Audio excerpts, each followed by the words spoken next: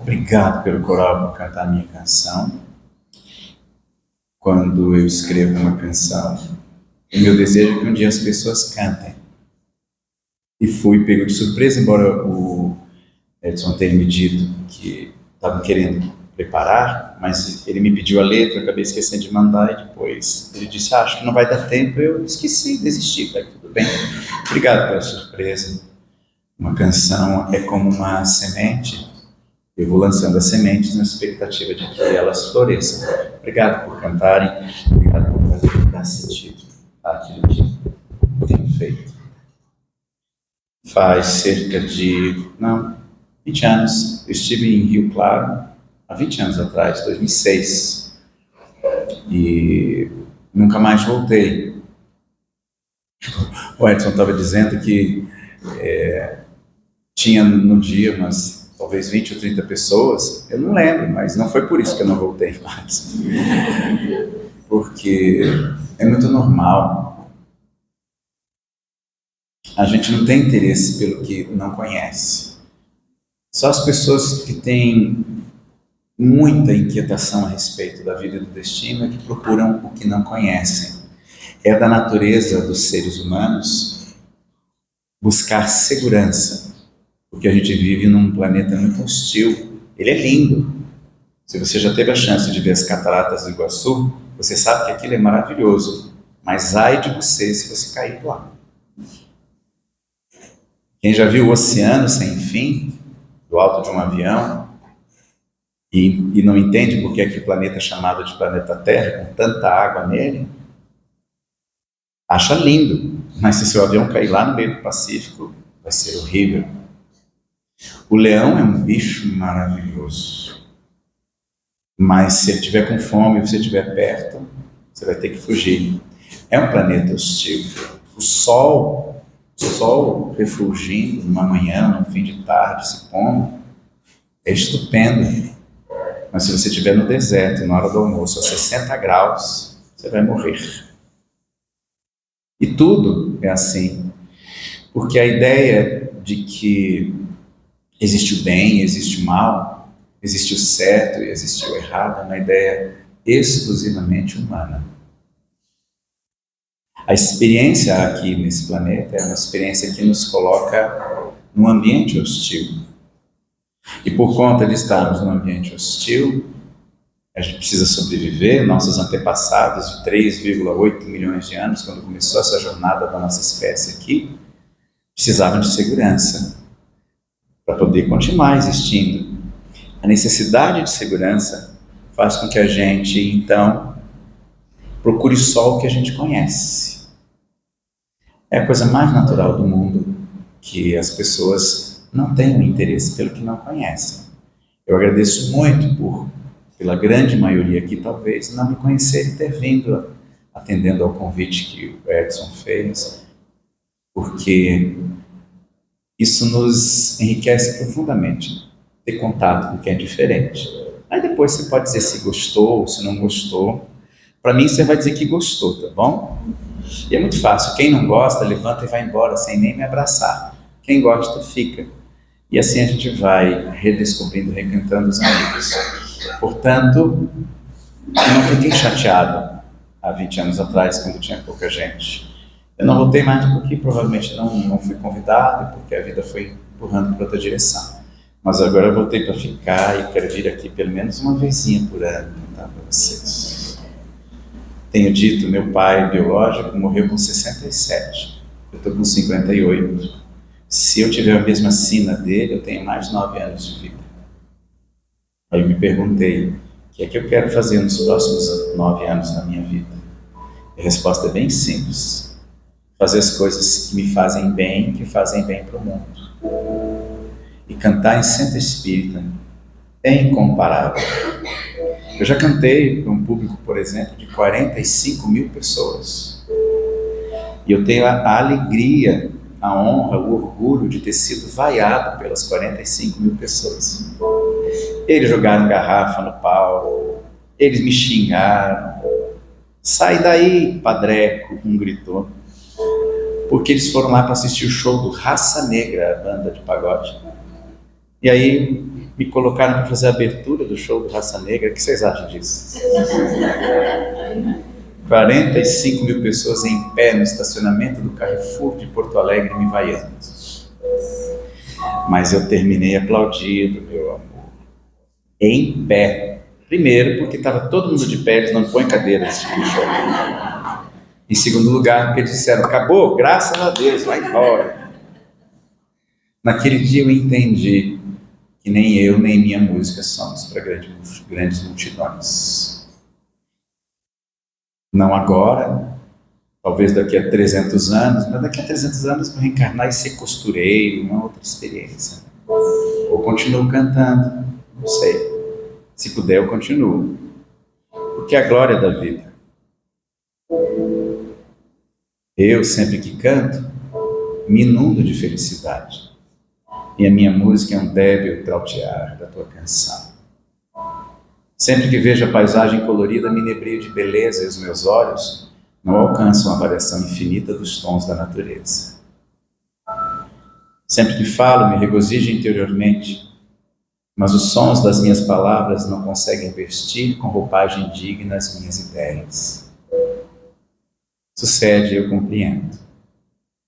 Que a tua melodia, meu poeta cantor, que a tua criação, meu Deus, que o teu pensamento, autor de todas as coisas que és, embora me habitem a vida, essa minha taça de amor, jamais poderá comportar todos os divinos dons que são teus e que me concedes para repartir com todos aqueles que ainda não conseguiram te encontrar. E quando num instante eu posso ver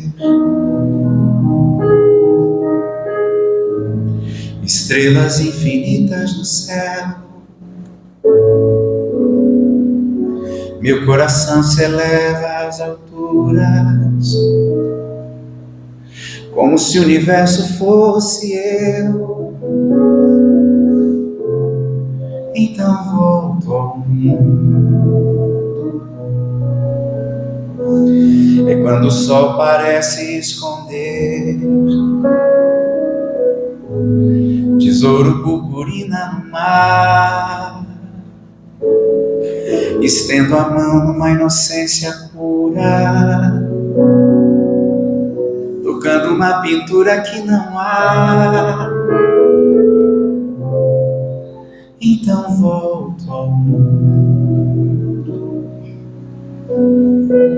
E nesse instante eu sinto me perder, com pensamento num turbilhão, e chego a imaginar que não sou nada, como um grão de areia na imensidão. Eu passo a vida, passo pelo tempo,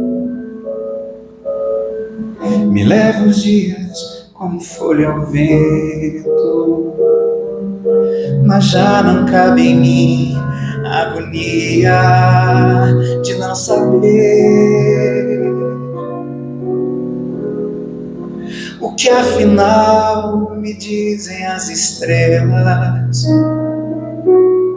o que queria Deus ao concedê-las. Quem somos nós? Estamos a sós. Será por nada? Será?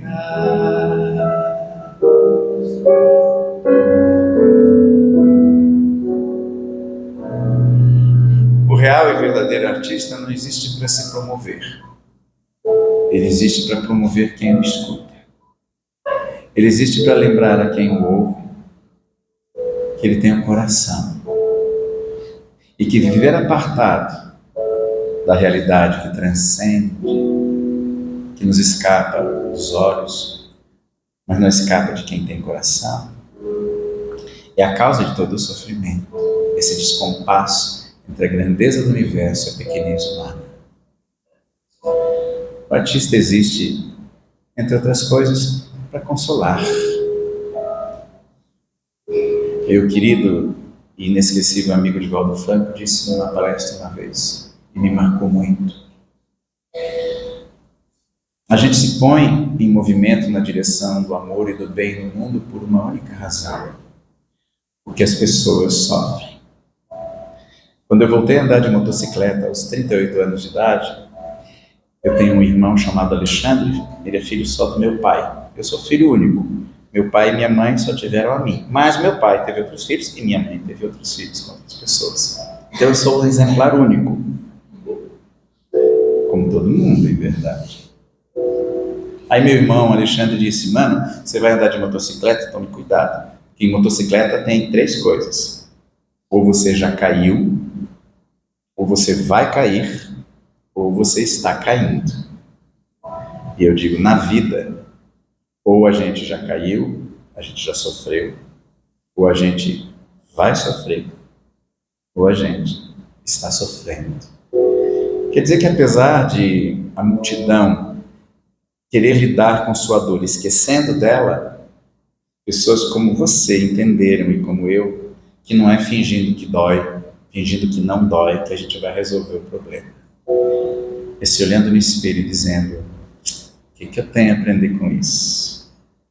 Tem certos dias em que eu penso em minha gente e sinto assim todo meu peito se apertar, porque parece que acontece de repente, como um desejo de eu me ver sem me notar, igual a como quando eu passo um subúrbio, eu muito bem, vindo de trem de algum lugar, e aí me dá como uma inveja dessa gente que vai em frente sem nem ter com quem contar.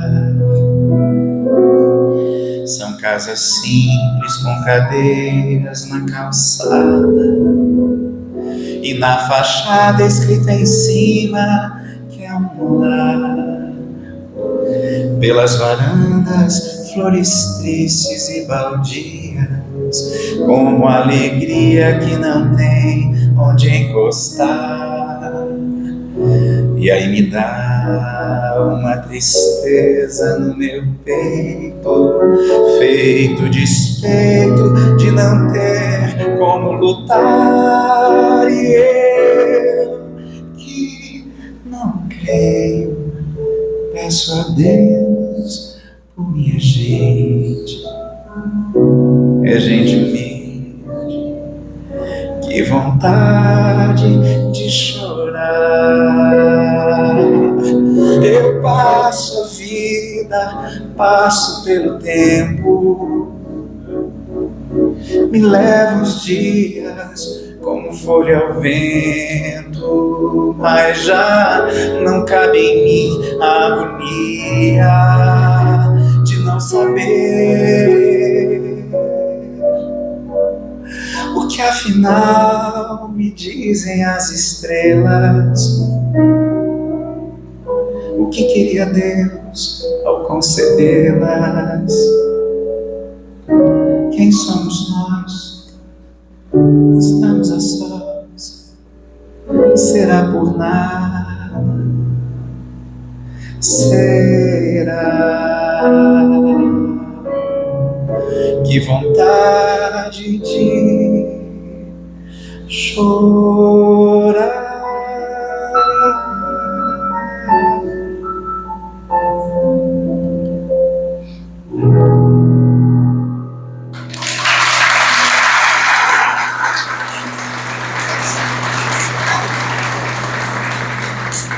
A primeira canção se chama Grão de Areia.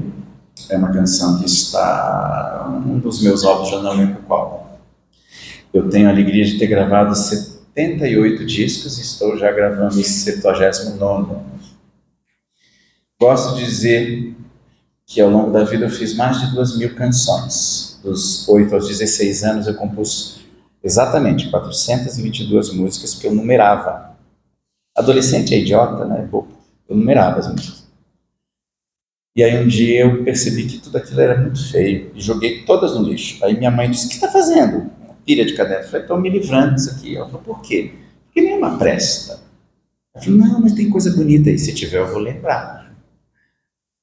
Dos 17 até os 27 eu compus mais, aí eu parei de numerar, comecei a amadurecer. Foram mais cerca de 400, que eu juntei de novo e joguei no lixo. Aí minha mulher Aline falou, por que você está fazendo isso? Eu falei, nenhuma presta. Ela falou, mas tem música boa aí. Eu falei, mas as boas eu vou lembrar. E desde então eu compus mais cerca de 1.200 músicas. Dessas, 800 estão gravadas por mim mesmo. Ninguém mais quis gravar as minhas músicas além de mim. Por motivos óbvios, né? Porque vai gravar para quê? Ninguém vai ouvir, esse é o pensamento. Né? Mas ouve quem precisa, quem gosta, quem tem sintonia. A minha família, vocês fazem parte da minha família espiritual. E eu nasci para continuar sendo cantor da família. Lá dos tempos antigos, quando a gente ficava em volta da fogueira, e um velho sábio contava uma história, a maga da tribo curava alguém, chegava a hora em que eu batia num tamborzinho e cantava alguma coisa. Mudou pouco de lá para cá. A voz talvez tenha ficado mais melodiosa, talvez eu tenha subido como as fagulhas da fogueira em direção ao céu cada vez mais, mas a gente continua sendo apenas uma família. E eu falo das 2.000 músicas, você pode estar dizendo assim, nossa, ele está se gabando. Não, não, eu tenho vergonha. Porque a Dolores Duran só fez 35 músicas. E ela só compôs dos 27 aos 29. Com 29 anos ela morreu. Só que todas as músicas que ela fez são lindas. Ela só precisou de 2 anos e 35 músicas. Eu estou nisso há 50 anos, fiz 2.000 e não sei se alguma presta. Por quê? Não dá para comparar. Ó. Obrigado, meu bem, você é gentil. Mas olha, hoje eu quero a rosa mais linda que houver. Quero a primeira estrela que vier para enfeitar a noite do meu bem. Hoje eu quero paz de criança dormindo e o abandono de flores se abrindo para enfeitar a noite do meu bem.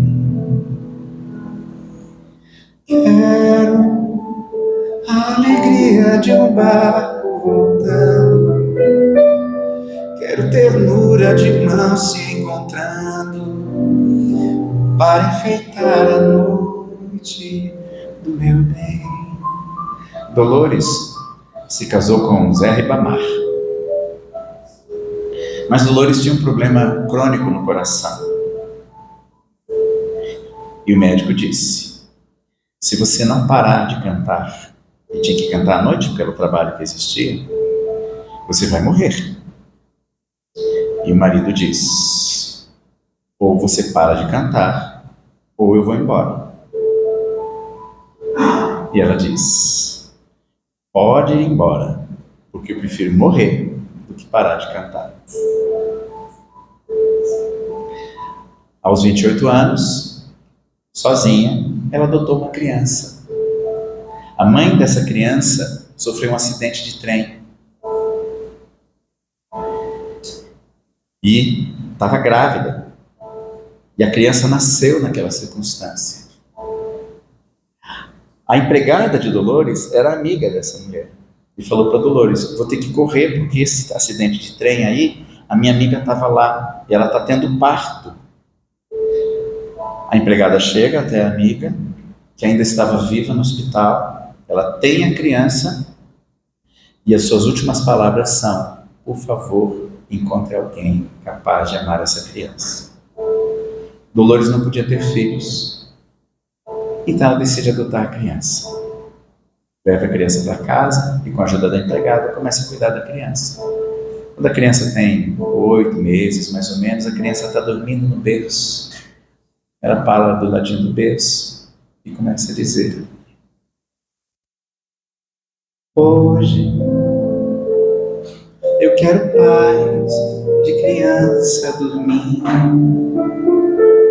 quero abandono de flores se abrindo para enfeitar a noite do meu bem.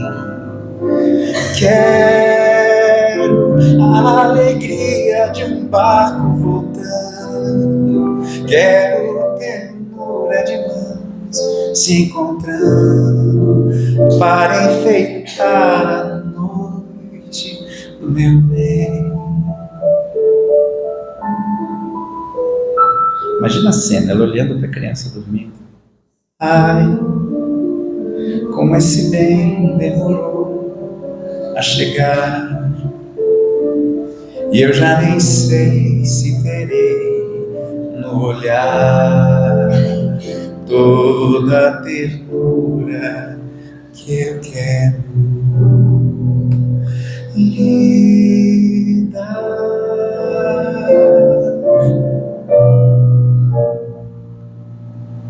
Aos 29 anos ela morre, sem poder oferecer o olhar de ternura para a filha.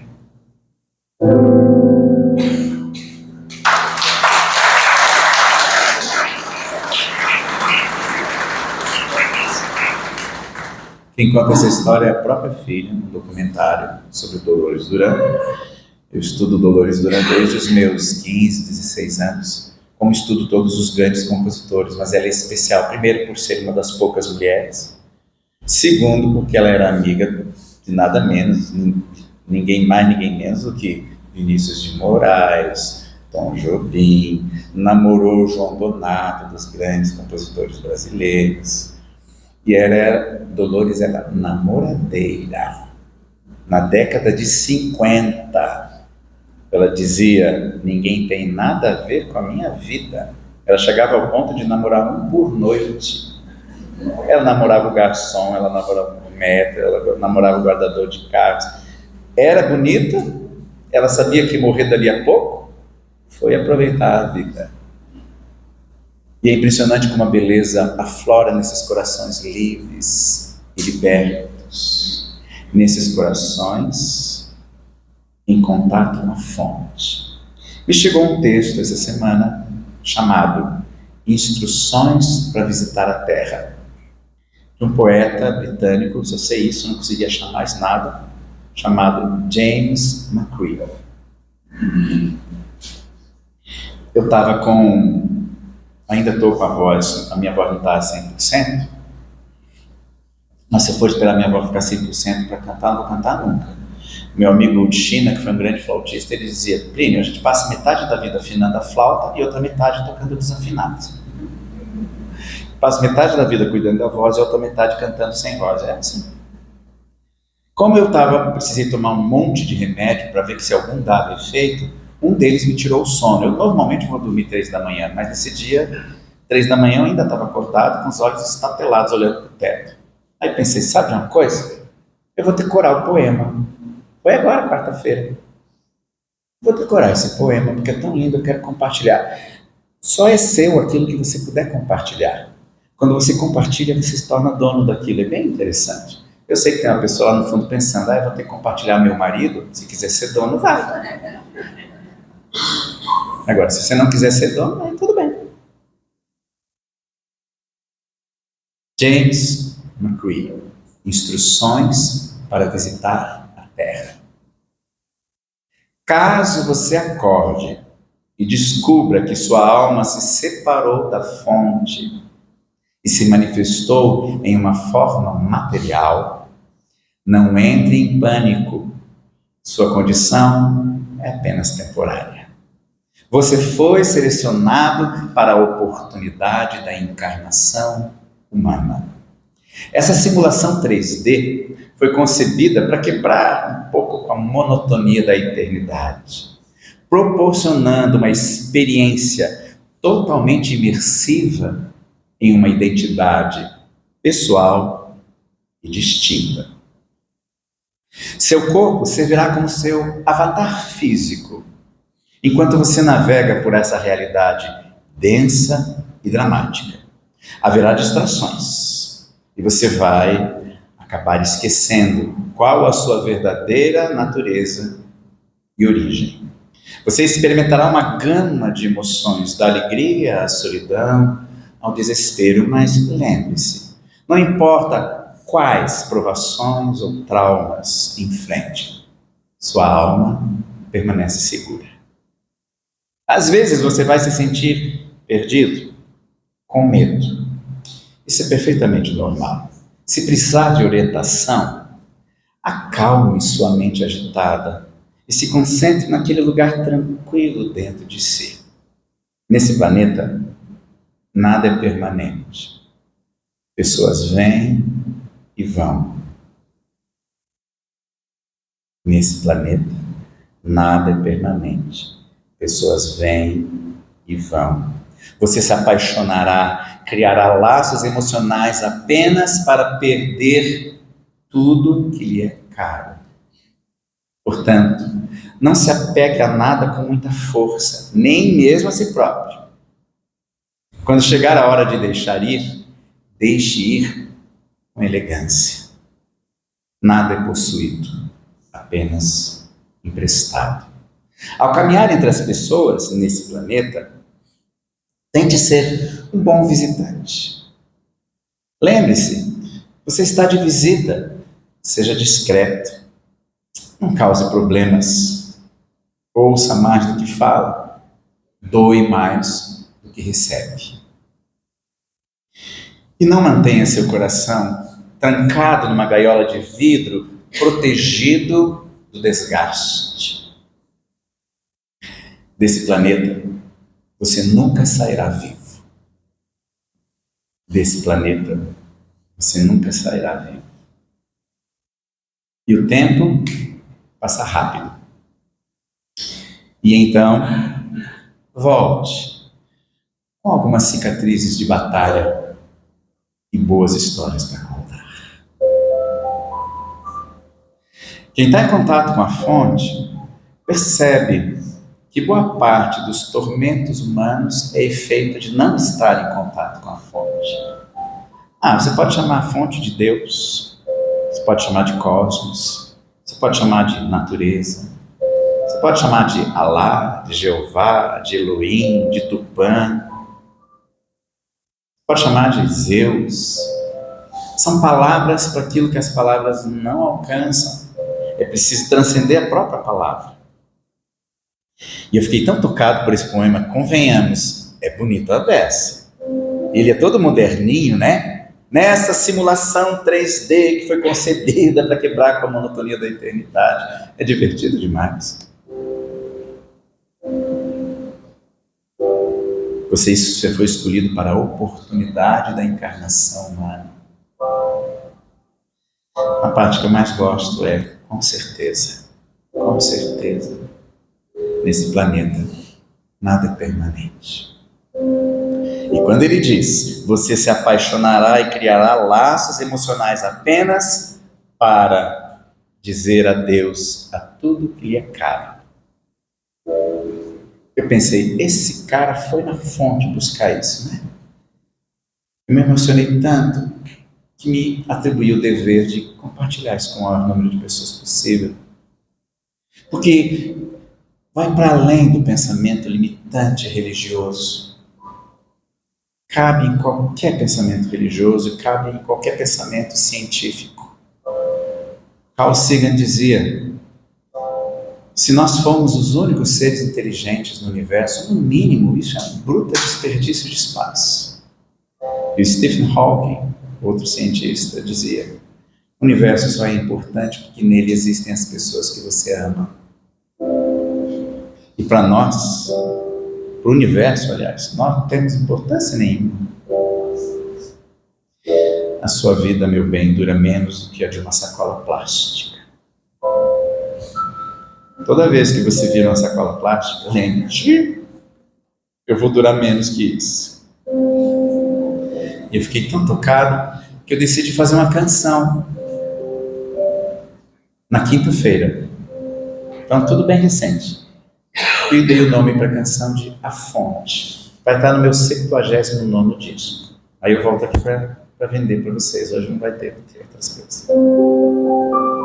Antigamente, minha produtora, agora a minha produtora é a Márcia Reis, de Belo Horizonte. Ela não acompanha sempre, ela está aqui para dar um suporte e para conhecer algumas pessoas que são importantes para a divulgação de tudo que a gente faz. Mas antigamente era Maria Silva, foi ela que me acompanhou aqui em 2006 e ficou comigo até 2016. Aí ela se aposentou, ela já tinha mais idade. E a Maria Silva dizia assim: Plínio, é um problema, a gente não consegue vender as coisas, porque em vez de você cantar o que tem nas coisas, você canta o que não tem. Aí a pessoa vem, não tem, ela não compra. Aí eu falei para ela: fica tranquila, no futuro isso vai ser resolvido. Por quê? Agora eu posso cantar quase qualquer coisa, porque em algum desses troços ali vai ter até uma música, menos essa que eu acabei de fazer. Vê se você gosta da fonte.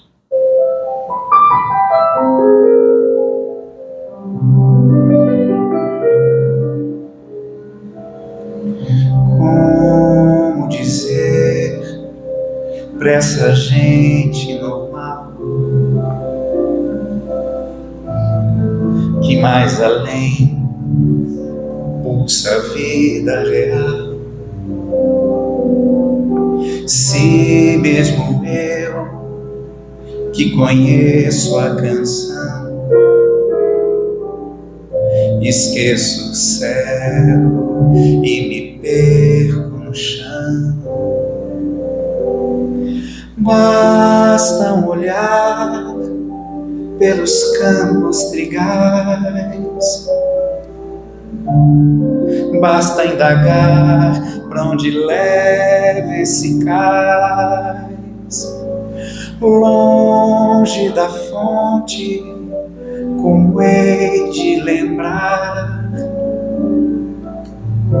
Basta o horizonte, basta amar.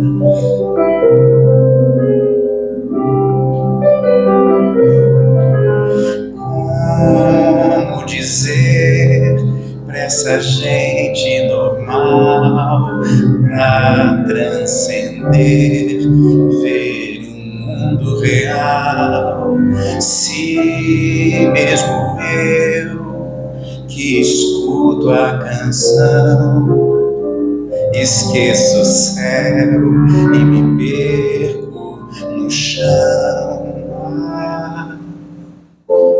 Basta um olhar pelos campos trigais, basta indagar pra onde leva esse cais, longe da fonte, como hei de lembrar?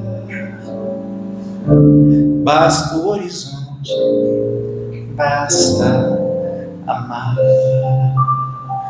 Você já pôs sua cadeira numa varanda e olhou para o céu estrelado no meio da noite?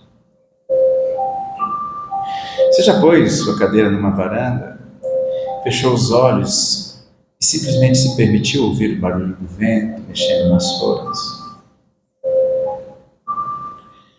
Você já saiu caminhar na chuva, numa estrada de ferro, sozinho, e deixando a chuva se misturar às suas lágrimas contidas? Nós estamos vivendo a época do desencanto, muita tecnologia. Se eu fosse ter ódio de alguma coisa, eu não consigo, mas se eu fosse ter ódio de alguma coisa, seria das redes sociais. É a casa do capeta. Se houvesse diabo, ele ia amar as redes sociais. Porque as redes sociais que deveriam ajudar a gente a encontrar aquele amigo de escola que não vê mais, ela ajuda as pessoas a se odiarem porque uma gosta do Lula e outra gosta do Bolsonaro. Como se conhecesse um dos dois. Meu filho, o Francisco, é um sábio.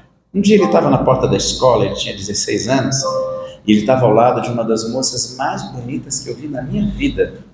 Parecia uma estrela de cinema, menina, jovenzinha também. Eu fiquei todo feliz, pensei: nossa, ele está namorando essa moça bonita. Ele estava assim, bem conversando de pertinho. Aí ele entrou no carro e falei: meu filho, como é bonita essa sua amiga. Ele falou: é? Eu falei: é?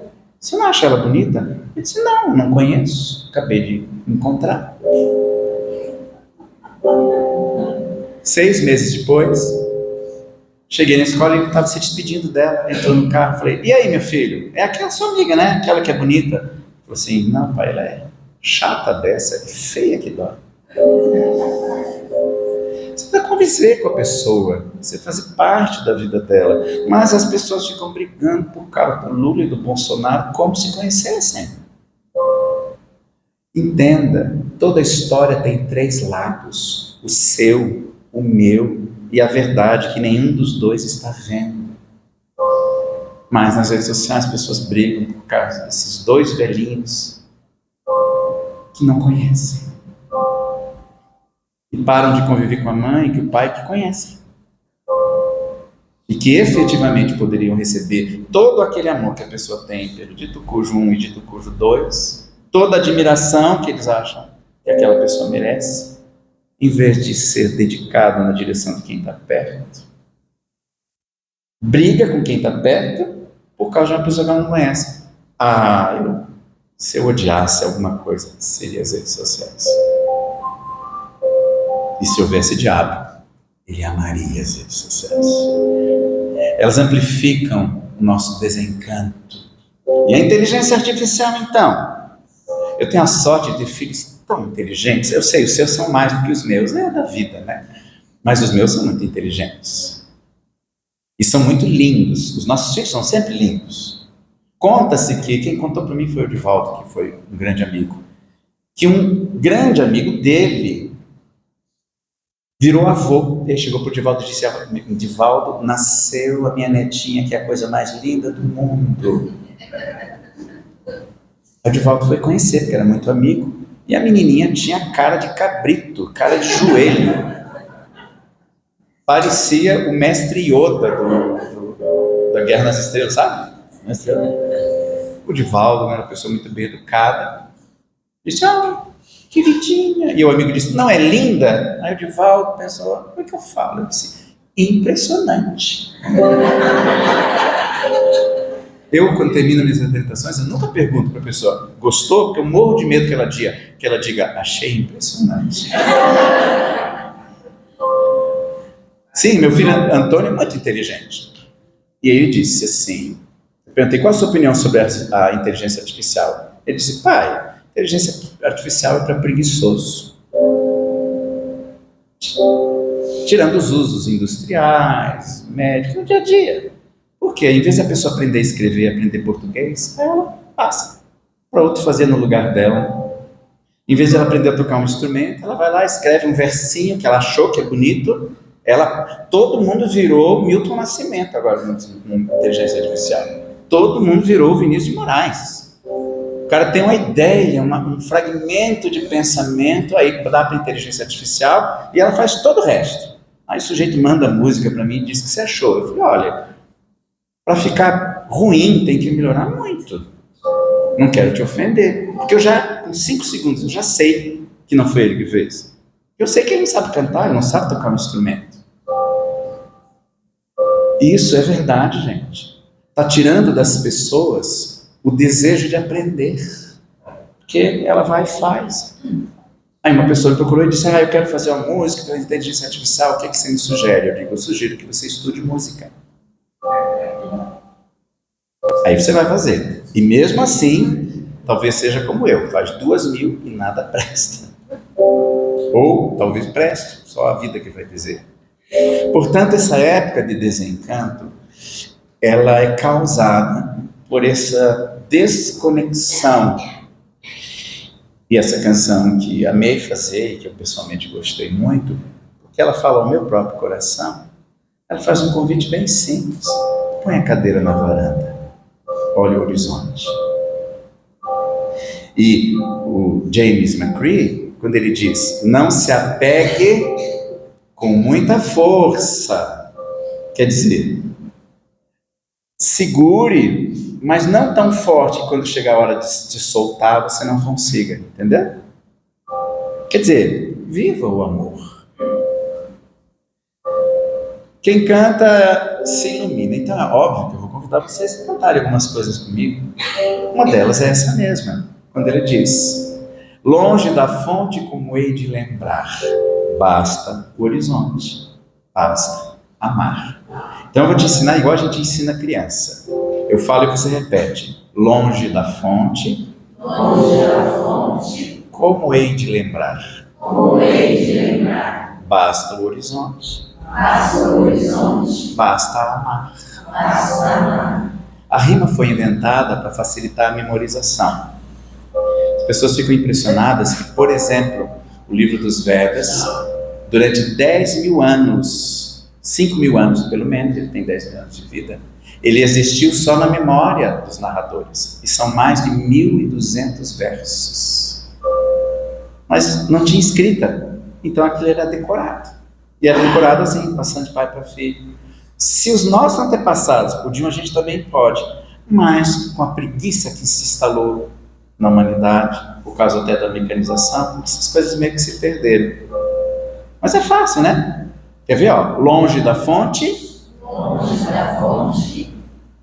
Continua. Vou ajudar mais. Longe da fonte, como hei de basta o, basta longe da fonte, como hei de lembrar, basta o horizonte, basta amar. Longe da fonte, como hei de lembrar, basta o horizonte, basta amar. Então agora você vai cantar o refrão quando chegar. Como dizer pra essa gente normal,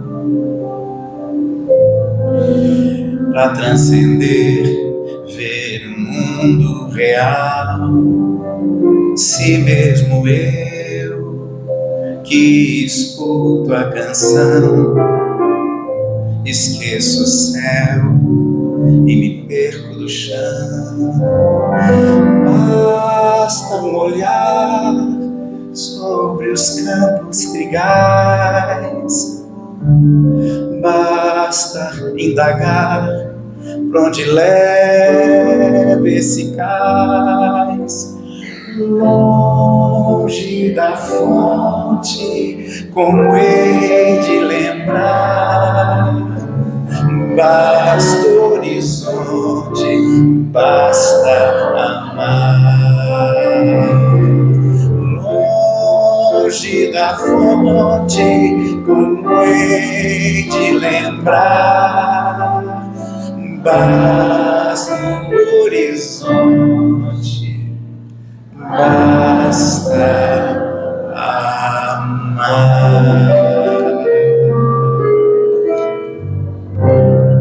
Obrigado.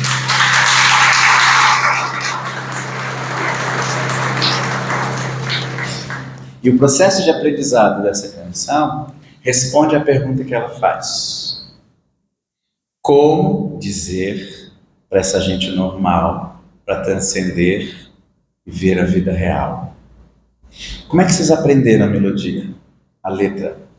Com a repetição. Então, o nosso sistema humano que busca segurança, ele causa uma prisão mental e emocional, que nos impede, portanto, de enxergar além daquilo que nos parece seguro. Por que é que as pessoas, em geral, gostam tanto de ritual? Eu enfrento esse drama por aí nos centros espíritas. Todo lugar que eu vou, o pessoal diz assim: não, ó, começa às 8, mas 10 para as 9 tem que terminar porque tem um passe. Aí, enquanto eu estou cantando, eu falo assim para as pessoas: ó, se você cantar comigo durante 50 minutos, 1 hora, se você realmente entender, se você entrar em contato com, eu vou usar essa expressão só por causa da poesia de hoje, uma fonte, e ainda assim você precisar de passe, saia daqui e vá direto para o cemitério. Não tem solução para você. Porque o passe nada mais é do que uma transfusão energética emocional que visa te harmonizar. Mas isso é possível quando você tem o exercício da música, do canto. Claro, se você está em tratamento de saúde, está lidando com um câncer, um diabetes grave, sim, aí você precisa de um pouco mais. O comentário diz respeito só à tendência que as pessoas têm de entrarem no ritual e de fazer porque tem que fazer. E por que isso? Porque o ritual nos dá segurança. Então, uma das coisas que eu também gosto no poema do James é que ele chama a atenção para o fato de não haver segurança. Os homens são estranhos, diz o Dalai Lama. Quando eu ouvi o Dalai Lama dizendo isso, na verdade, pessoalmente, e anotei. E passei a dizer, mas em seguida eu escrevi um livro chamado Francisco de Assis, a Canção do Sol, que é uma biografia musical de Francisco de Assis. E lá no livro, inspirado no pensamento do Dalai Lama, tem um trecho que diz assim: as pessoas trabalham no que não gostam para comprar o que não precisam. A frase do Dalai Lama vai mais além. Ele diz: os homens são estranhos, perdem a saúde para ganhar dinheiro. Depois, gastam dinheiro tentando recuperar a saúde.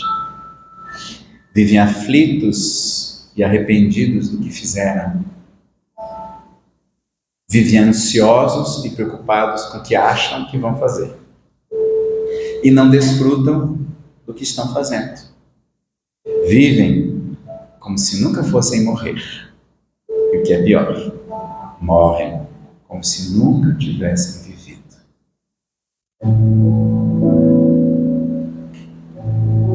Não entre em pânico. Você foi escolhido para a oportunidade da encarnação humana. E você nunca sairá vivo dela. E tudo passa rápido. Então, volte com alguma cicatriz de batalha, boas histórias para contar. Mas para ter boas histórias para contar, cicatrizes é fácil. É só você estar no mundo.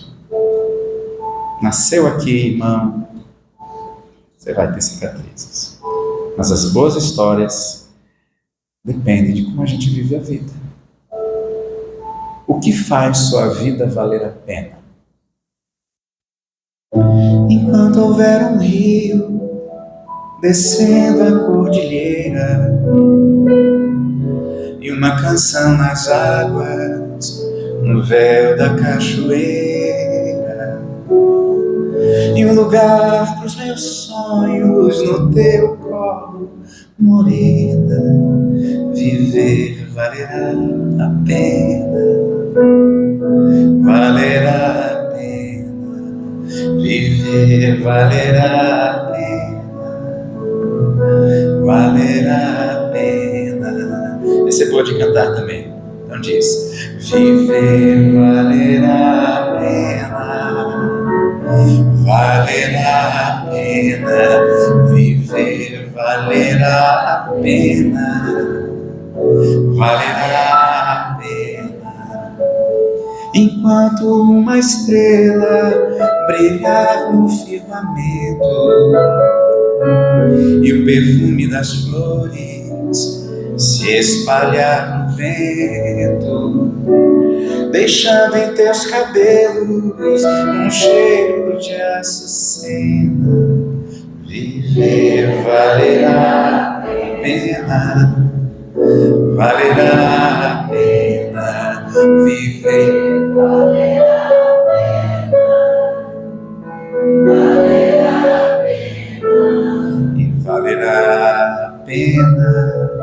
Enquanto a madrugada romper o breu da noite e a terra iluminada amanhecer cantando um canto de alegria, acordar em teus braços e te dizer Bom dia, bom dia, e pela vida fora, enquanto eu for teu pai, e me alegrar com teu riso, e puder encontrar no fundo dos teus olhos uma alma serena. Viver valerá a pena, valerá a pena. Viver valerá a pena, valerá a pena. Enquanto uma estrela brilhar no firmamento e o perfume das flores se espalhar no vento, deixando em teus cabelos um cheiro de açucena. Viver valerá a pena, valerá a pena. Viver valerá a pena, valerá a pena.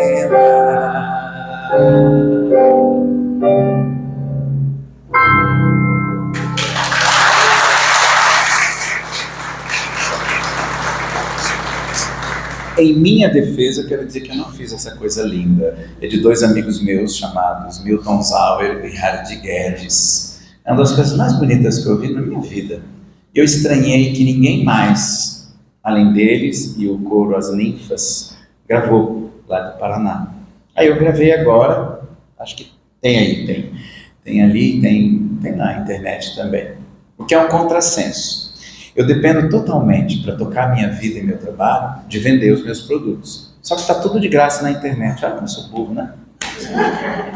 Mas é que quando a pessoa compra, é porque ela quer ter um pedacinho disso com ela. Porque a internet é meio fria e às vezes ela não funciona.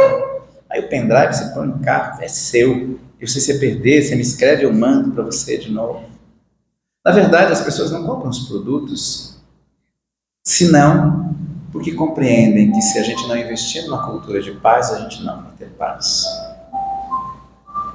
Eu levei muitos anos para os espíritas amigos e aqueles que não são amigos, no sentido de não me conhecerem, compreenderem que realizar essas coisas todas é muito caro fazer bem feito. Eu estava explicando aqui, né, que pode filmar, mas a filmagem, ela não, esse tipo de filmagem não consegue comunicar a experiência de estar aqui. Você, se eventualmente alguém assistir aquilo que está gravado, você não tem ideia de como aqui é diferente. Porque a internet é fria. Existe uma técnica em audiovisual para você conseguir um dado resultado, e custa caro a beça. O meu melhor trabalho, que é a Sinfonia do Amor, em homenagem ao Chico Xavier, foi barato, custou R$146 mil. E eu e Maria Silva, minha produtora, levamos 4 anos para pagar. E nunca deu lucro. A gente conseguiu pagar a conta, mas nunca deu resultado. E é talvez a coisa mais bonita que eu já fiz. O segundo melhor foi gravado em Belém do Pará e custou R$85 mil. Esse também não deu lucro, mas eu tive o apoio de um amigo e ele ajudou a pagar a conta. Sempre aparece alguém que ajuda a pagar a conta. Então, a gente traz os produtos na intenção de que você possa levar para casa um pedacinho disso.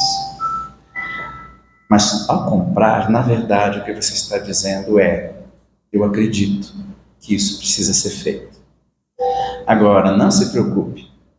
Se você não acreditar, não tem problema. Eu acredito. E vou continuar fazendo. Porque eu entendi na história do Chico Xavier qual é o papel das pessoas de bem nesse mundo. As pessoas do amor nesse mundo, o papel delas não é ser agraciadas com os privilégios da vida mundana e material. Elas são agraciadas com outro privilégio. O privilégio de compreender e enxergar o que os outros não compreendem e não enxergam. E a partir disso, construir uma vida que, independentemente do que aconteça, é uma vida boa, está tudo sempre bem. As pessoas quando perguntam assim, tudo bem? Eu digo, tudo bem. Mas se a pessoa perguntar, mas e as dívidas? Não, as dívidas continuam lá. Mas tá tudo bem? Tá tudo bem. Mas e as suas dores no quadril? Não, tá doendo a beça. Mas tá tudo bem. Porque você vai amadurecer e entender que é absolutamente, totalmente possível você estar feliz e triste ao mesmo tempo. Porque a felicidade não é o contrário da tristeza. Felicidade não tem contrário, exceto a própria infelicidade, que é outra coisa. A infelicidade será o contrário da felicidade se você considerar que a infelicidade é a incapacidade de compreender a vida. Só que não é isso. A felicidade não é uma coisa que acontece. A felicidade é produto de um crescimento interior que te faz compreender o que acontece.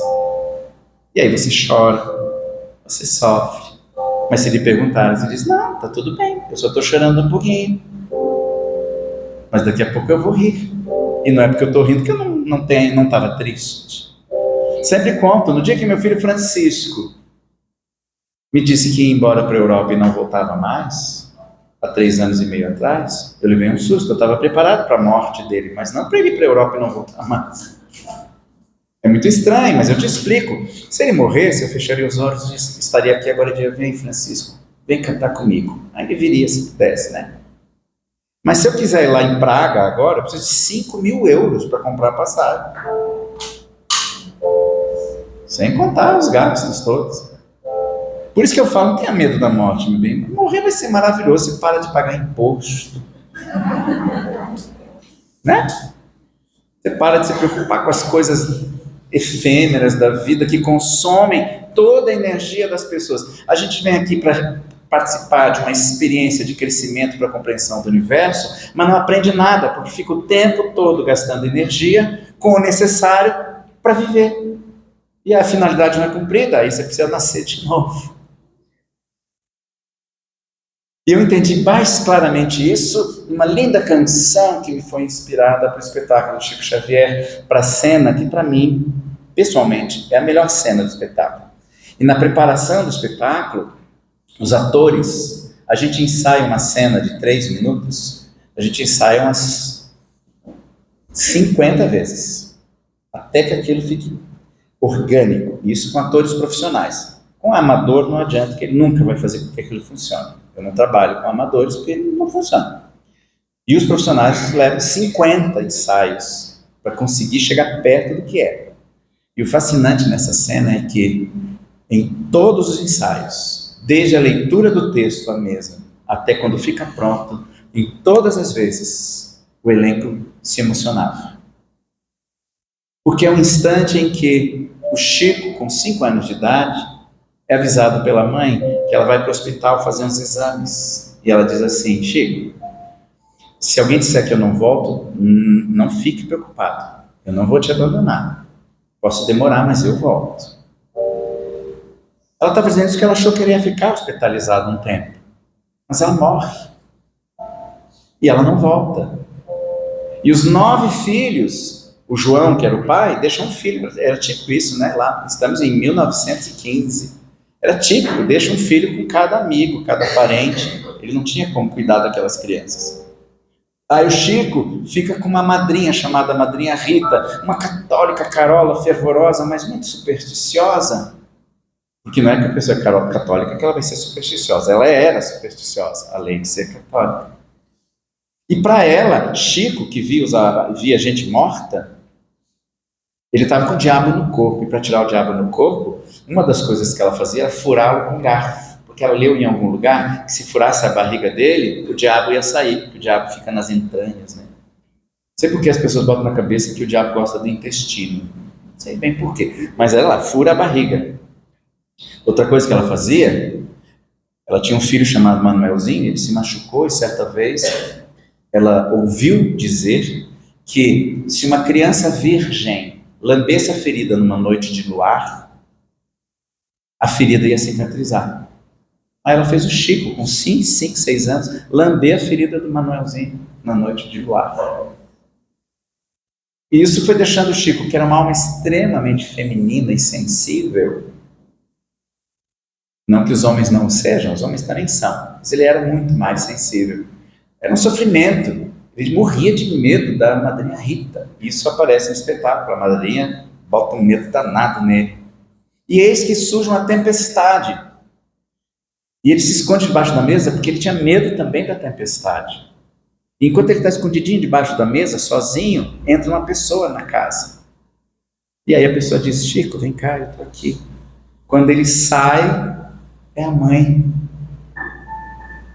Ele diz: mãe, você demorou 2 anos depois. Você veio me buscar? Ela falou: não, Chico, eu ainda não posso te buscar. Isso vai demorar um pouquinho mais. Eu vim só dizer para você não ter medo da tempestade. Tudo vem de Deus. E tudo que vem de Deus é bom. Até a tempestade. Ele disse: tudo que vem de Deus é bom? Ele falou: é. Ele falou: até a madrinha Rita? Chico, a madrinha Rita é doente. Doente de sonho. Doente de ternura. Doente de desamor. E desamá-la só vai deixá-la mais doente. Eu ouvi no rádio uma especialista em serpentes dizendo que as serpentes sentem dor. Elas não têm afeto, mas elas têm dor. E tem muita gente que cria serpentes domesticamente como animal de estimação e não percebem que alimentam mal o animal. Que tem certas serpentes que comem só uma vez por mês. Aí ela superalimenta, o animal fica pesado e começa a sentir dores e fica irritado. Toda serpente que silva para você, ela está estressada, irritada, porque está sentindo dor. Madrinha Rita era uma serpente irritada. E a maior dor da vida é a dor do desamor, a dor de não se sentir importante, acolhido. Então, o Chico ali com a mãe teve a primeira compreensão do amor. O amor não é para quando as pessoas merecem, o amor é para quando as pessoas precisam, e normalmente quando precisam é quando menos merecem. E o amor, ele é como a felicidade, um episódio do crescimento interior que faz com que você queira o bem do outro, inclusive do outro que te faz mal. Por isso a frase filosófica de Jesus mais importante não é amar o próximo como a si mesmo. Não. Nem foi novidade quando ele falou. 500 anos antes isso já se dizia. A novidade, e antes dele ninguém falou, e depois dele ninguém teve coragem de falar, foi a frase: ama teu inimigo, faz o bem a quem te faz mal. Mas para isso, o amor não poderá ser uma resposta ao que o outro me faz. O amor não é uma recompensa. Esse amor que tenta encaixar o outro na nossa expectativa é o amor, como disse minha mulher outro dia, usando uma imagem que ela aprendeu na internet. Não tem só coisa ruim lá, né? É a imagem da pessoa que um é um prato e o outro é uma cumbuca. Para colocar o prato dentro da cumbuca, tem que quebrar um prato de porcelana. Tem gente que se quebra para entrar na expectativa do outro. E a gente passa a achar que amar é isso. Amar é encaixar o outro na nossa expectativa. Só que o outro nunca estará inteiro. E você vai ficar sempre com a sensação de que está faltando alguma coisa. Está faltando não estar quebrado. Por isso eu digo, meu bem, em toda parte. Quem não te ama do jeito que você é, talvez não te ame de jeito algum. A madrinha Rita amava o Chico do jeito que ela entendia. E a mãe diz: até a madrinha Rita, Chico, ela está doente de desamor, e desamá-la só a deixará mais doente. Tenha paciência. Eu vou mandar um anjo para cuidar de você, filhinho. Espere só mais um pouquinho. Alguns meses depois, o João chama o Chico de: Chico, vem conhecer uma moça que eu estou querendo que seja sua mãe. Uma moça gentil de 18 anos que catava lenha no mato para viver. Pra vocês terem ideia de que família era essa. João vendia bilhete de loteria. A mãe biológica de Chico era lavadora ou lavadeira de roupas. E o João vai apresentar uma mocinha que ele, na verdade, já flertava e tinha um caso com ela enquanto Maria era viva. E quando João pede essa moça em casamento, chamada Cidália, aí a gente entende como Chico foi cercado de amor e por isso ele devolveu também amor ao mundo e já trazia na alma. Ela diz para o João: eu caso com você com uma condição. Hoje em dia, o que as mulheres falam para um homem que já tem filhos é: eu caso com você com a condição, deixa seus filhos lá com sua ex-mulher. Eu quero os meus. Cidália não, ela disse: eu caso com você só se você trouxer os 9 de volta para casa. Ele disse: os 9? Ela falou: os 9. E eu quero conhecer cada um e cuidar deles. Quando o Chico conhece Cidália, ele estava com quase 9 anos, ele olha para Cidália e diz: um anjo. E naquela noite da tempestade, a mãe do Chico, então, no meu espetáculo, ela canta essa canção, que é uma forma de aplicar a técnica dos musicais. Os musicais é assim: quando a personagem não consegue mais falar, ela canta. E quando ela não consegue mais cantar, ela chora.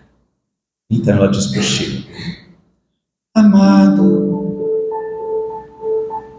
nesse vale de dor, eu sei, o amor é a luz, o amor é a paz, o amor é para sempre. Saudade é uma ponte entre nós, e a bondade em tua voz trará você pra mim. E o véu que hoje encobre o céu dos teus olhos irá desvanecer-se assim. Amado, seja você a flor, jamais se esqueça do amor, que o amor é que faz florescer a verdade de Deus, que o descrente não vê, o renitente não crê, mas que você pode ser, enfim, fazer com o silêncio da mão dessas pedras no chão florescer um jardim.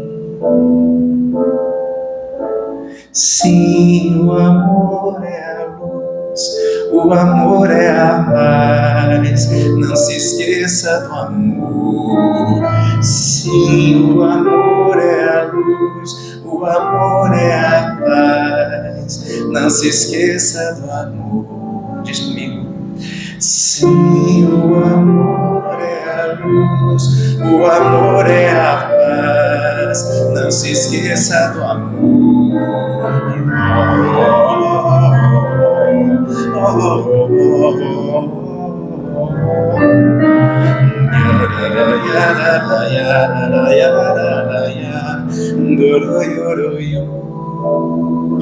Diz: sim, o amor é a luz, o amor é a paz, não se esqueça do amor. Sim, o amor é a luz, o amor é a paz, não se esqueça do amor. Amado.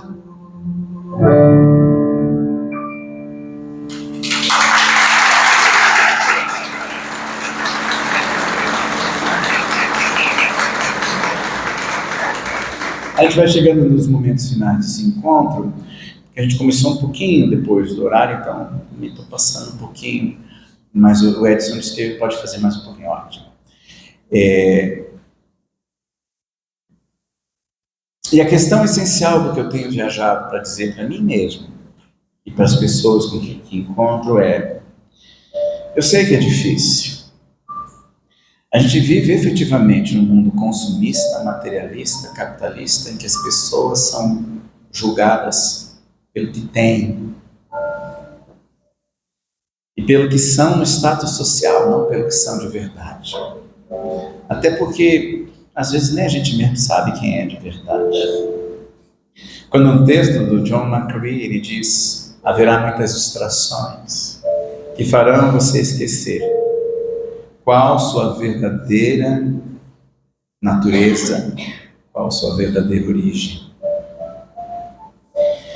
Eu perguntei para o meu filho Antônio, estou falando bastante dele hoje, estou com saudade. Mas tem a Clara, tem a Gabi, tem a Alcilne, são 5. Só que a Alcilne está nos Estados Unidos há mais de 30 anos. O Francisco está na República Tcheca há 3 anos e meio.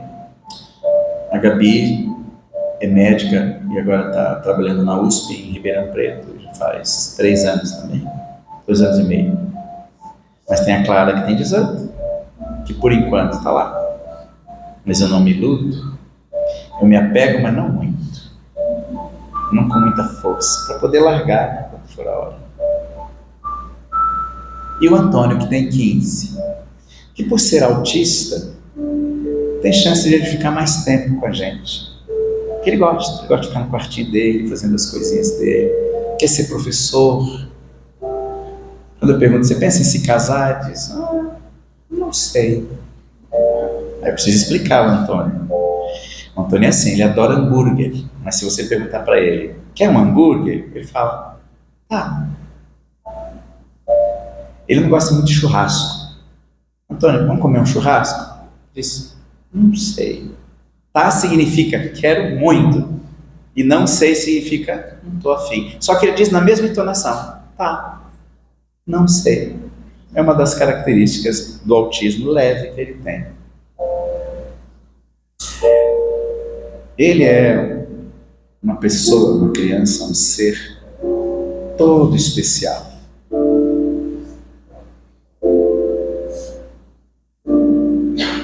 Você tem saudade assim das pessoas quando fica longe? É bom, sabe? Porque há 2 tipos de saudade. A saudade arrependida de quem não amou bastante. E a saudade apaixonada de quem amou tudo quanto podia.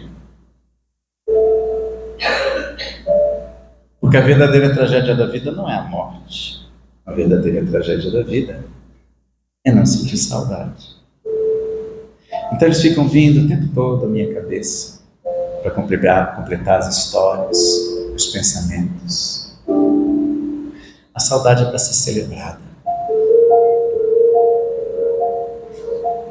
Fecho os olhos para não ver passar o tempo. Sinto falta de você. Anjo bom, amor perfeito no meu peito. Sem você não sei viver. Vem, que eu conto os dias, conto as horas pra te ver. Eu não consigo te esquecer. Cada minuto é muito tempo sem você. Sem você, os minutos vão passando lentamente. Não tem hora pra chegar. Até quando, de querendo, te amando, coração quer te encontrar. Vem, que nos seus braços esse amor é uma canção. Eu não consigo te esquecer. Cada minuto é muito tempo sem você. Sem você.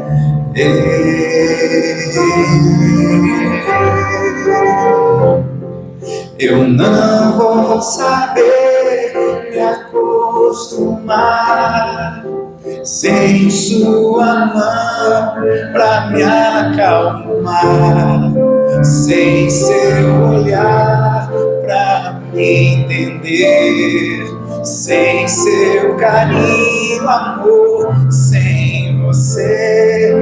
Vem me tirar da solidão. fazer feliz meu coração.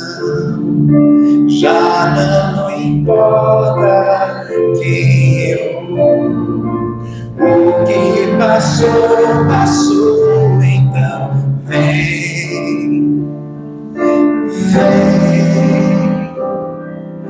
vem.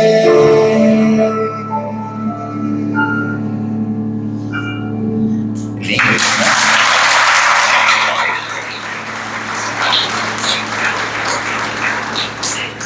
Mas o Antônio, ele é um cientista, é um cético, comunista, que é uma coisa maravilhosa. E o povo tem preconceito com o comunismo que não sabe o que é. Verdade. Você vai dizer assim, mas Plínio, você é a favor do comunismo, que faz a ditadura do proletariado e bota na cadeia quem não aceita e manda matar quem não aceita? Não, pelo amor de Deus, não é isso. Isso a gente não pode ser a favor de nenhum tipo de violência. Eu sou pacifista, espiritualista, altruísta. Mas lá em casa a geladeira não tem cadeado. O que tem na geladeira é de todo mundo que está lá. Infelizmente, a gente não consegue viver num planeta sem cadeado, porque as pessoas, por causa da escassez. Não se desespere. Não se desespere. A hora da oração. Então tá nela, pronto. Não tem cadeado, mas no mundo tem. Então, antes de qualquer transformação política, precisa haver uma transformação espiritual. O dia que formos todos altruístas, tudo será de todos. O dia que a gente não precisar de algo que represente a nossa riqueza, não vai ter mais dinheiro. É igual ao nosso lar, é tão bonito, né? Os mais desenvolvidos, naturalmente, são mais luminosos. E por serem mais luminosos, lideram. Aqui, nessa simulação 3D, as pessoas valem o que têm, o que vestem, o que parecem. Então, o Antônio tem uma percepção disso tudo muito clara, filosófica. Mas ele é materialista, não no sentido de dar valor às coisas materiais, mas o materialismo dialético, que diz que o universo se autoexplica. E isso é o materialismo dialético. Ou seja, não precisa existir nada além. O universo se explica sozinho. Não sei, né? Aí um dia eu estava no carro com o Antônio e falei assim, meu filho, você acredita numa vida espiritual? Ele falou, não, pai, não existem evidências. Ele está totalmente certo. Existem indícios. Mas evidência, que é aquela coisa corroborada, científica. Porque se você disser assim, a Terra gira a velocidade de 1.600 km por hora em seu próprio eixo.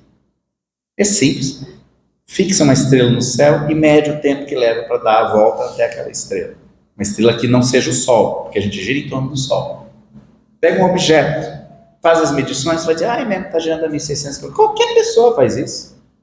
Mas a vida espiritual, ela é inacessível aos instrumentos da ciência. Porque, como disse o McCree, haverá muitas distrações, a própria matéria é uma distração. Mas eu não entrei nessa discussão com ele, falei, tá bom, meu filho, eu acredito. Bom, um mês depois, o nosso cachorrinho, um maltês, a coisa mais linda do mundo, o Mozart, é o nome dele. Pra vocês terem ideia da minha grandeza musical, o meu cachorro era o Mozart. Quando eu estava triste e eu não queria que ninguém visse, não porque eu tenho medo que me achem frágil, não, é que eu queria resolver aquilo, era uma coisa minha. Às 3 da manhã eu sentava no sofá, colocava um filme, as lágrimas rolavam, de repente eu olhava para o lado, quem estava lá? O Mozart, me olhando com os olhinhos pretos a dizer, por que você está chorando? Eu estou aqui. Um recado de o que é que você diz para uma pessoa que está triste? Diga apenas, eu estou aqui. Às vezes a pessoa só quer que você esteja ali, às vezes a pessoa só quer ficar sozinha. Aí ela vai dizer, mas eu queria ficar sozinha. Tá bom, mas se precisar, estou aqui. Aí ele deitava no meu colo, enquanto eu não fosse dormir, ele não ia. E quando eu chegava de viagem, ele esquecia todas as broncas que eu dava nele, porque ele era danado. Ai, meu Deus do céu. Vocês sabem como é cachorro, né? Eles simplesmente gostam da gente. Quando, um mês depois daquela conversa com o Antônio, eu estava na estrada vindo para cantar em São Paulo, 1h30 da manhã, minha mulher me liga dizendo: o Mozart está passando mal, a gente precisa levá-lo para o hospital. Leva, parei o carro, disse: leva, é da família. Mas às 7h30 da manhã do dia seguinte, ele morreu. E pelo telefone, ali minha mulher disse: eu nunca vi o Antônio chorar desse jeito, por nada. Ele chorava desesperadamente, porque ele não esperava. O Mozart tinha 8 e a gente se preparou para ele viver 15. Aí eu falei: me passa o telefone. E eu disse assim: meu filho, se tranquilize, há de ter um céu para os cachorrinhos. E ele me surpreendeu do outro lado da linha dizendo: pai, com certeza existe um céu para os cachorrinhos. É hora da reza.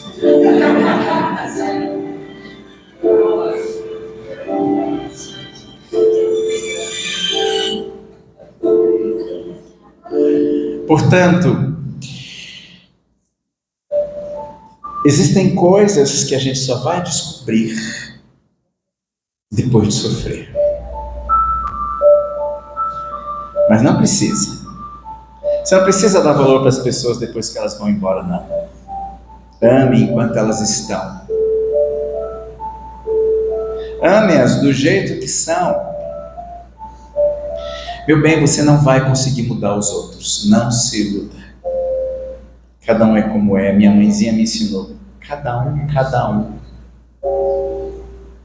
Então eu desejo de todo o coração que essas percepções, a ideia de que efetivamente a gente faz parte do universo e está num planetinha para viver menos do que uma sacola plástica, mas para construir aqui uma compreensão que um dia vai nos libertar dessa gaiola.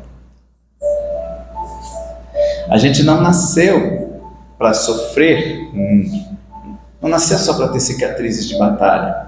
A gente nasceu para ter uma vida boa, mas uma vida feliz sob uma dada perspectiva, a perspectiva do Rubem Alves, que diz assim: felicidade é fazer xixi quando você está com a bexiga cheia.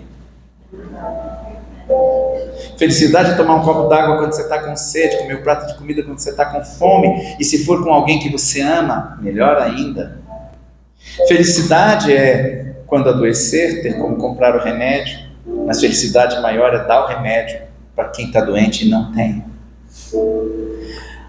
A verdadeira felicidade não é uma coisa que acontece, é uma compreensão daquilo que está acontecendo. Então bota a mão no coração e diga assim: eu mereço ser feliz. Fala. Eu não ouvi. Como é que é?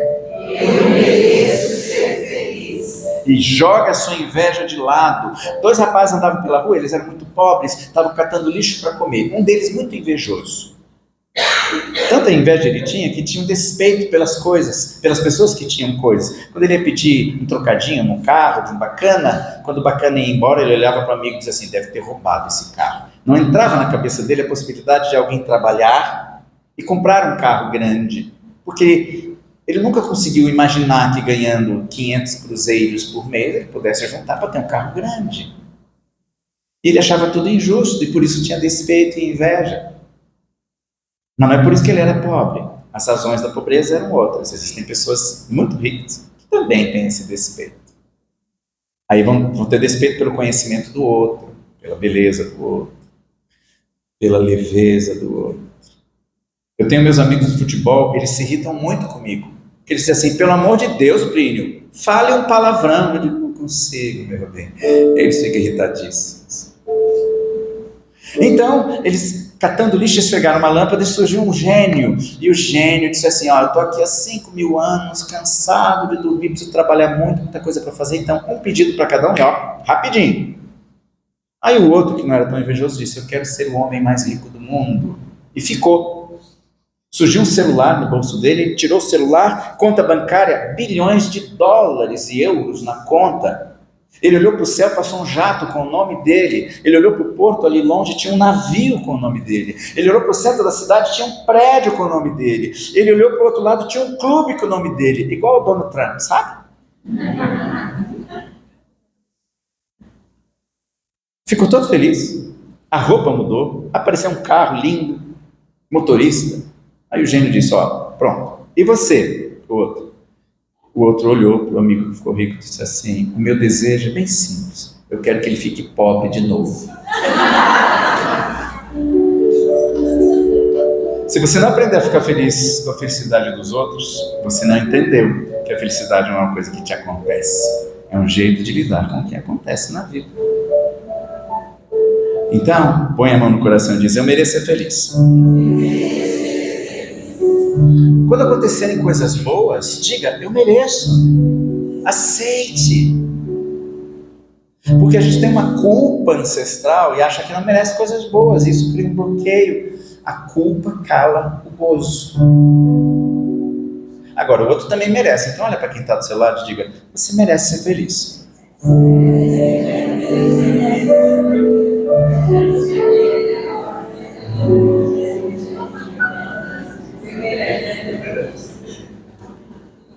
Um dia eu fiz o meu juramento, um homem bom hei de ser, para diminuir todo o sofrimento, mas hoje eu vim me render. A gente leva no sentimento uma coisa que nem sei dizer, o bem que quero nem sempre tento, quem é que pode entender? Saí de casa ainda menino, o meu destino eu procurei, corri em busca da liberdade, mas na vaidade eu errei. A gente acha que é mesmo grande e se perde no mundão de Deus e ri da fé do povo tolo, e eis que o tolo era ele. Senhor, eu penso que andar no mundo exige um pouco de sol, de pé no chão, de solidão, estrada, poeira e suor. É água rasa em poço fundo, o motivo do viver. Do teu amor conheço nada, mas sei que posso aprender. E então gravei essa música, que se chama Senhora, que é uma prece, e pus no carro para a primeira pessoa que eu queria que eu ouvisse, era o Antônio. Mas eu fiquei morrendo de medo, porque ele, na avaliação dele, ele só diria duas coisas. Ele poderia dizer, tá, ou poderia dizer, não sei. Eu falei, e aí meu filho, o que você achou? E ele me surpreendeu, ele disse, boa. Eu pensei, então eu escrevi uma obra-prima, né? Porque boa na cabeça dele é, nossa. Aí eu perguntei, Antônio, e esses versos? É água rasa, em poço fundo, motivo do viver, será que o povo vai entender? Ele disse, pai, vai sim, porque é fácil. Eu falei, o que significa, meu filho? O que você acha? Ele disse, é simples. A vida, em seu significado, não é complicada. Mas é preciso ter profundidade de coração para entender. Aí eu disse para ele, obrigado por explicar, meu filho. Aí eu me sinto meio cansado, às vezes sem direção, mas o meu sonho segue guardado, sagrado no coração.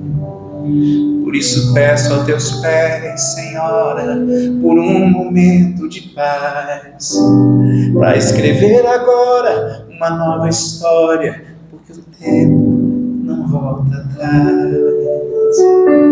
Senhor, eu penso que andar no mundo exige um pouco de sol, de pé no chão, de solidão, estrada, poeira e suor.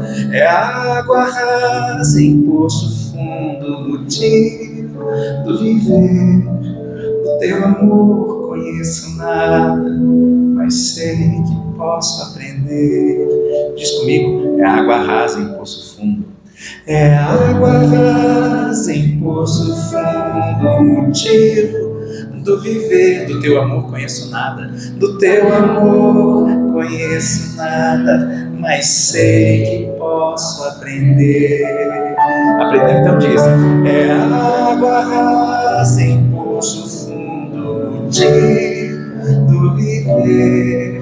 Do teu amor conheço nada, mas sei que posso aprender.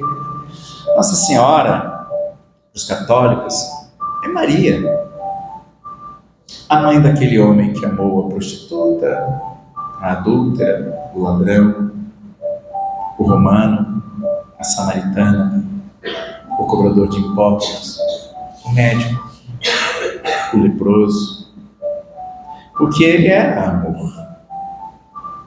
Era impensável para ele ver uma mulher ser apedrejada. Não dava. E jamais ele se perguntou se ela merecia ou não. Não, quem ama, pergunta. Aquela frase nefasta que você aprendeu quando era criança, esqueça dela. A frase é bem feito. Você viu o amigo cair, ralar o joelho e dizer bem feito, bem feito. Quando que o sofrimento é bom? Nunca. Você pode fazer dele uma coisa boa, aprender com ele, mas o nosso sistema desse avatar físico pelo qual a gente navega nessa realidade densa e dramática é igual ao da serpente. Ele sente dor. Não é bom. Então, era impensável deixar a mulher ser apedrejada. Mas a recompensa por amar a todos foi despertar a ira dos poderosos.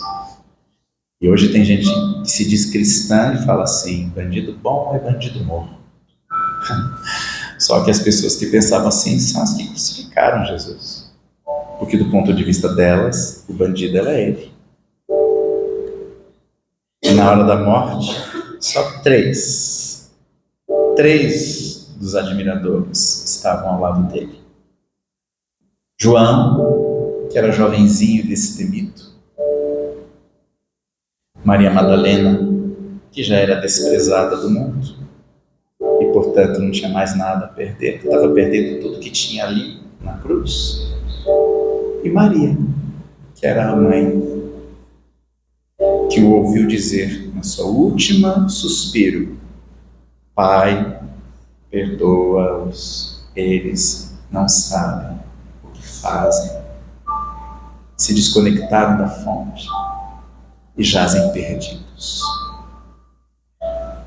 É água rasa em poço fundo, motivo do viver. Do teu amor, ó mãezinha Maria, conheço nada, mas eu posso aprender.